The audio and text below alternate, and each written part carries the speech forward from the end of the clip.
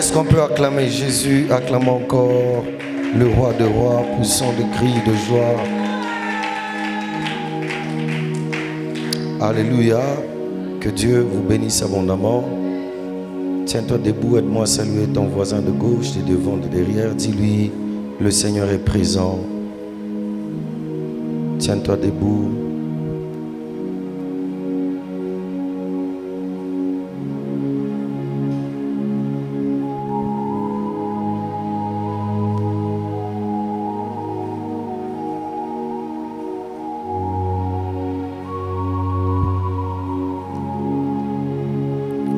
Alléluia.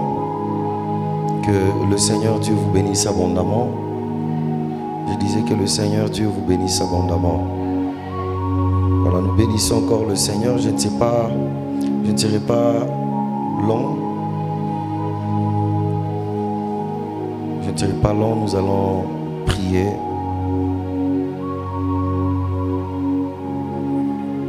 Depuis hier, nous avons parlé sur les géants, alléluia, et les montagnes, gloire au Seigneur Jésus. Et nous avons dit les géants et les montagnes, ce sont des circonstances difficiles et dures. Alléluia. Regarde ton voisin, dis-lui, les montagnes et les géants, ce sont des situations dures, difficiles qui nous résistent. Et je crois par la grâce de Dieu, comme le Seigneur a décrété ce moment de prière, ces montagnes seront renversées au nom de Jésus. Et ces géants seront terrassés dans le nom de Jésus. Je disais, ça sera terrassé dans le nom de Jésus. Retenez une chose, comme j'étais en train de dire hier, que la percée va commencer par toi. Le mariage commencera par toi. La stabilité commencera par toi. La victoire que tu obtiendras affectera même ta famille. Si tu me donnes un amen, que cela se passe dans ta vie. Si vous lisez la Bible dans 2 Samuel et dans 2 Rois, la parole de Dieu nous déclare qu'en cette époque, David était déjà vieux. Il avait déjà vieilli. Alors il ne savait plus aller à la guerre, mais l'autre génération qui a suivi David est allée combattre les autres géants et ils ont vaincu. Pourquoi? Parce que leurs pères ont réussi à ce combat. Et ma prière pour toi ce matin ou cet après-midi, que le Seigneur t'aide à vaincre tous les géants de ta famille au nom de Jésus. Non seulement toi, que tes enfants aussi commencent à vaincre les démons, commencent à vaincre les géants au nom de Jésus. Donne-moi un bon amen. Alors retenez une chose, que la bataille face aux géants, généralement ce sont des batailles personnelles. Alléluia. Nous avons dit ça hier, que les batailles que nous devons affronter contre les géants, ce n'est pas une bataille collective, mais c'est une bataille personnelle. Il y a des victoires et des portes. Pour que ces portes s'ouvrent, ne regarde pas le soutien de l'autre, ne regarde pas la prière de l'autre, mais tu dois considérer tes propres prières. Quelqu'un me donne un amen bien. Et réfléchis une minute. Tu vas constater que personne n'est zélé comme toi. Réfléchis encore une minute. Il n'y a personne qui est humilié comme toi. Et ceci est un signe que Dieu est avec toi. Généralement, les gens qui traversent des moments durs, ce sont des personnes qui sont zélées pour l'œuvre de Dieu. Des fois, ces personnes se distinguent même dans l'œuvre de Dieu. Mais tu constates une chose, une résistance. Les géants sont là.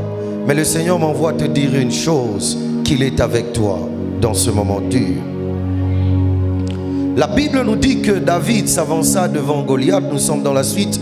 David s'avance devant Goliath. Et David va poser la question: qui est cet incirconcis? Regarde ton voisin, dis-lui, qui est cet incirconcis? En d'autres termes, qui est cette personne qui n'est pas en alliance avec Dieu? Peuple de Dieu, écoutez-moi. Lorsqu'on n'a pas d'intimité avec Dieu, lorsque Goliath se présente devant nous, tu ne verras que la taille et sa masse. Mais lorsque tu passes beaucoup de temps dans la présence de Dieu, le Seigneur te permettra de voir la faiblesse de cet ennemi-là. Je n'ai pas entendu un amen. Là où les autres voient qu'il est grand, qu'il est puissant, toi, Dieu te permettra de voir son incirconcision.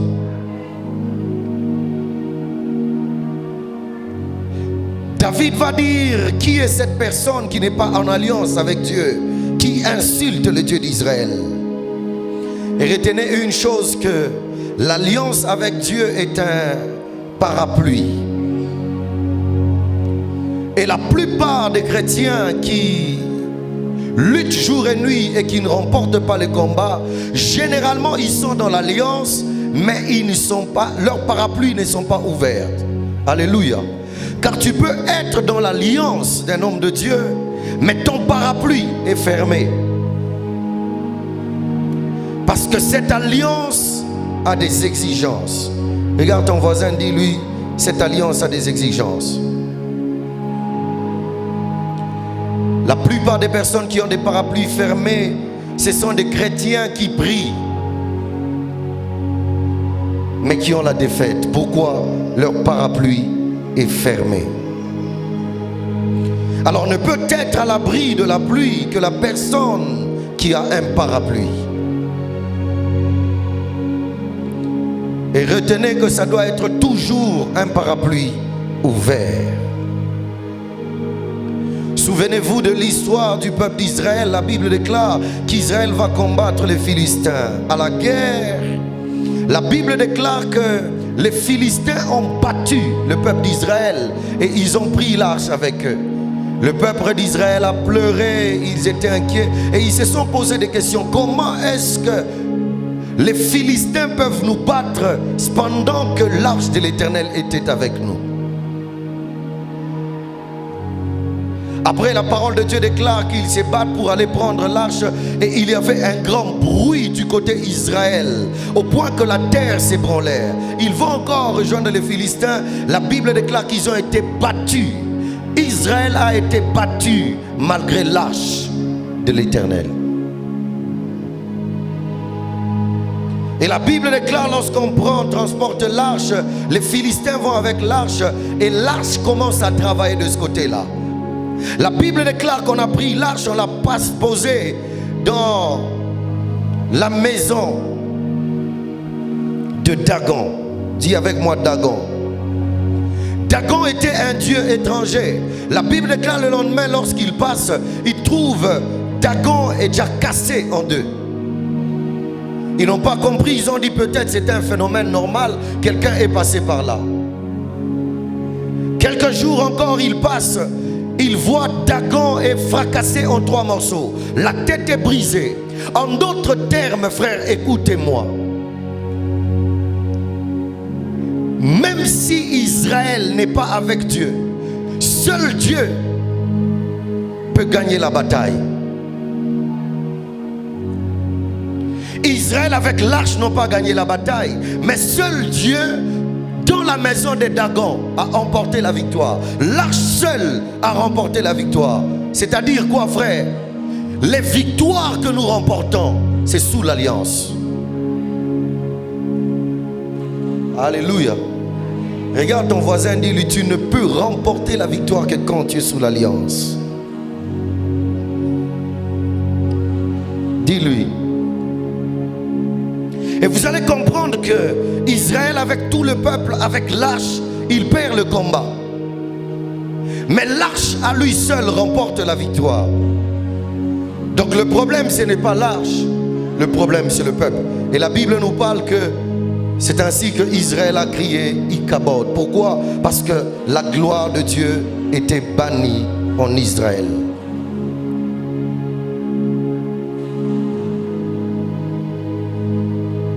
Retenez une chose, la Bible déclare, lorsque David est devant Goliath sur le champ des batailles, Écoutez ce que David dit.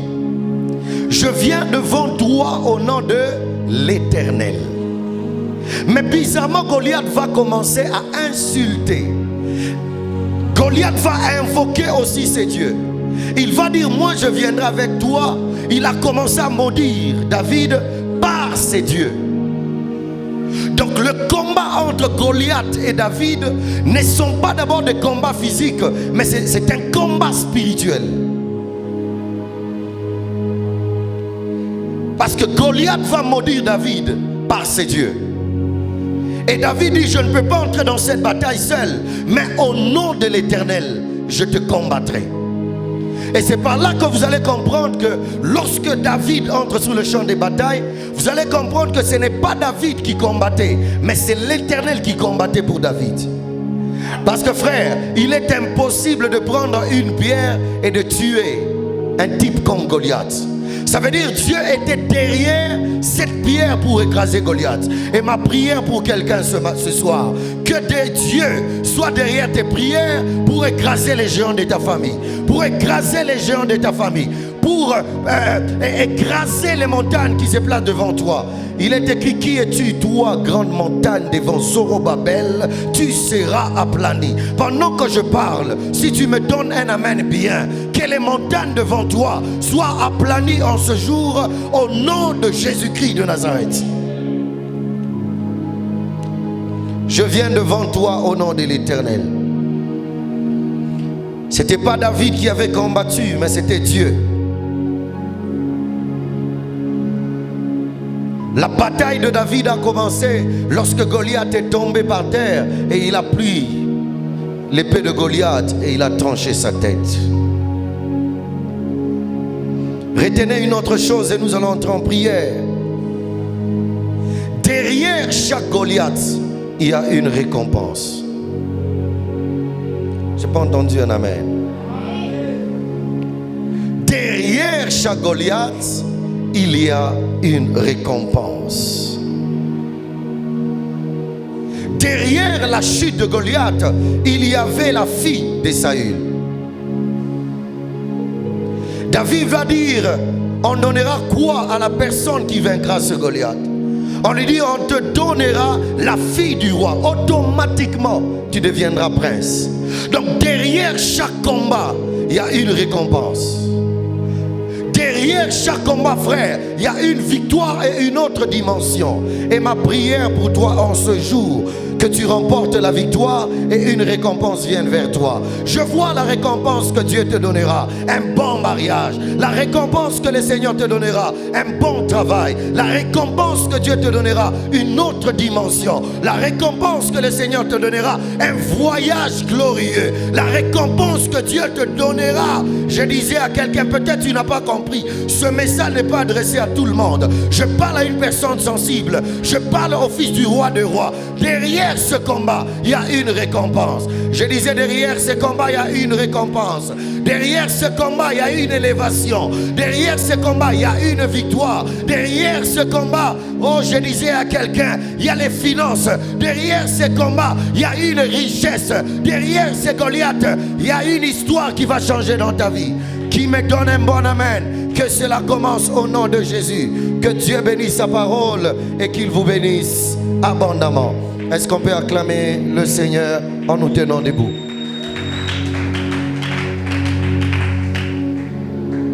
Est-ce qu'on peut bien acclamer le Seigneur? Comme nous l'avions promis, frère, nous allons prier. J'ai besoin que quelqu'un cherche la face du Seigneur. Tu es peut-être dans l'alliance, mais il y a une chose qui te manque. On va réclamer sa présence. Il n'y a pas de victoire sans la puissance du Saint-Esprit. Il n'y a pas de victoire quand Dieu n'est pas derrière toi. Alors tout un chacun de nous va claquer ses mains en train de prier et de réclamer la manifestation du Saint-Esprit. De dire à Dieu, s'il te plaît, ta présence, c'est tout ce que j'ai.